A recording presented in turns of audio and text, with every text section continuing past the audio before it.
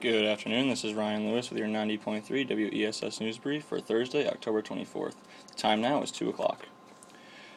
In local news, according to the Pocono Record, an 8-year-old boy has saved his mom, who was reported to be high on formaldehyde. Police reported that the 8-year-old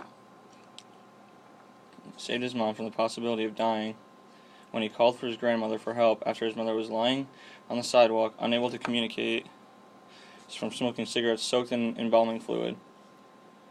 Officials believe that the boy's mother, Sherry Sokol, was hallucinating from smoking cigarettes that had been laced with the chemical which is known as Wetted Up. Sokol has her preliminary hearing on December 3rd of this year on 3 accounts of child endangerment. For now, police say other relatives are looking after her children. According to the Philadelphia Inquirer, a man from Royersford, Pennsylvania, has a $10 bill worth up to $500,000. Bill Bader, a currency collector in Royersford, holds in his possession a $10 bill from 1933 that auctioneers estimate to be worth $500,000. Bader's father, who had passed away in May of this year, used to collect U.S. currency since the 70s when he noticed odd-looking cash that was coming into and leaving the family car repair business.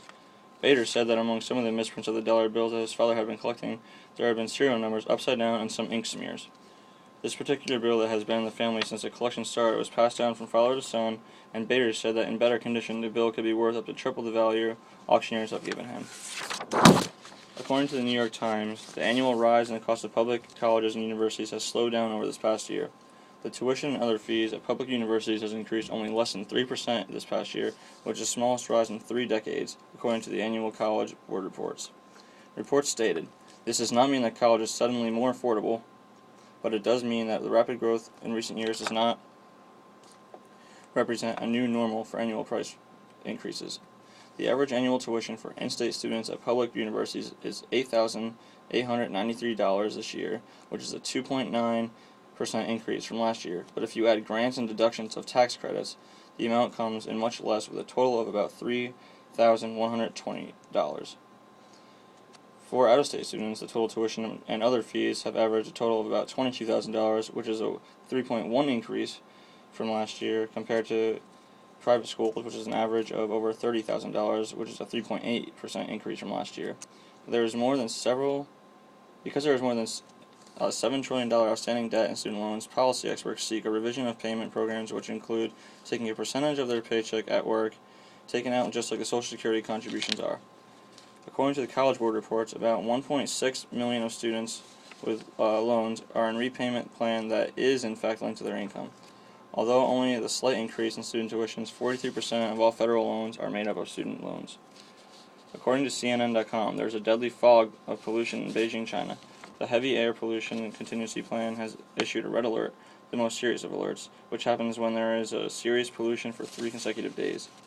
Because of the fog pollution, kindergartners, primary and middle schools will have to be temporarily shut down, and 80% of government-owned cars have to be taken off the road to help with the decrease of the fog.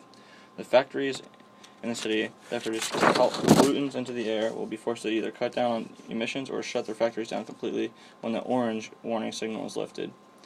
Construction sites have to stop excavation and demolition operations as well.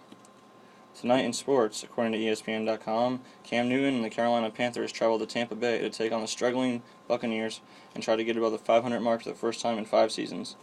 The Buccaneers are trying to earn their first win of the season under newly promoted starting quarterback Mike Glennon, who the team has great faith in to turn their season around. Tampa Bay coach Greg Schiano is in hot water after this 0-6 start after making the playoffs last season in a wild-card spot after winning 10 games and being one of the top teams in the NFC. With all the setbacks of the Buccaneers, such as star running back Doug Martin likely out for a few weeks, Schiano is confident in his team to turn things around and attempt to make a successful season out of virtually nothing. According to the Los Angeles Times, critics are already in speculation and in question if they think that the highly anticipated new movie Anchorman 2 can stand up to the expectation and Will Ferrell's performance. It's been nearly a decade since the original movie came out, and this sequel looks to be one of this year's top-rated movies to hit theaters. Years after the making of the original, which made $85 million at the box office, the producers at Paramount Pictures were hesitant to continue with the story and bring back the character of Ron Burgundy because of the fear that it wouldn't top the performance of the original film. In March of 2012, Will Ferrell appeared on the late-night talk show Conan with Conan O'Brien, dressed as his character Ron Burgundy, to announce that Anchorman 2 is officially going to happen.